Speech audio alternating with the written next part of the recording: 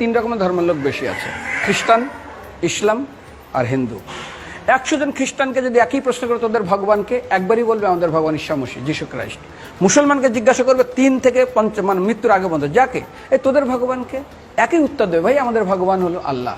হিন্দুদেরকে যদি একই প্রশ্ন করা হয়, ভাই তোদের ভগবানকে, কনফিউজ। 100% হিন্দু 100% কনফিউজ, জানে না ভগবানকে।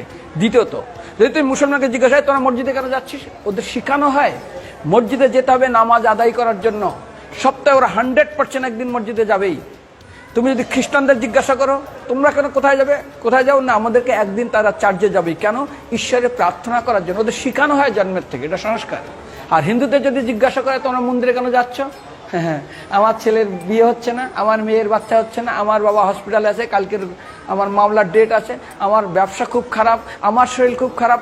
99.99 হিন্দু জানে না মন্দিরে কেন আসা উচিত, তাদের ভগবানকে মৃত্যুর পরে কোথায় যাবে। মুসলমানকে জিজ্ঞাসা করবে মৃত্যুর পর কোথায় যাবে, বলবে ভাই নামাজ রোজা যদি না করি দোজকে যাব, অর্থাৎ নরকে যাব। যদি হিন্দুদেরকে জিজ্ঞাসা, ওদেরকে বলবে আর যদি করো নামাজ রোজা করি তাহলে বেহেশতে স্বর্গে যাব। যদি খ্রিস্টানদেরকে জিজ্ঞাসা করো, এই তোমরা যদি আমরা ঈশ্বর আরাধনা করি হেল অর্থাৎ নরকে যাব।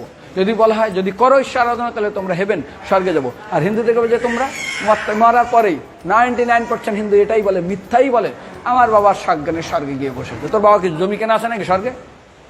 তোর বাবা জমি কেনা আছে যে তোর বাবা মরার পরে স্বর্গে গেছে হোয়াটসঅ্যাপ করে দেখি এই যে অ্যাটাচ বাথরুম টয়লেট আমি একদম ভালোভাবে পৌঁছে গেছে, তোর বাবা স্বর্গে গেছে জানিস তুই?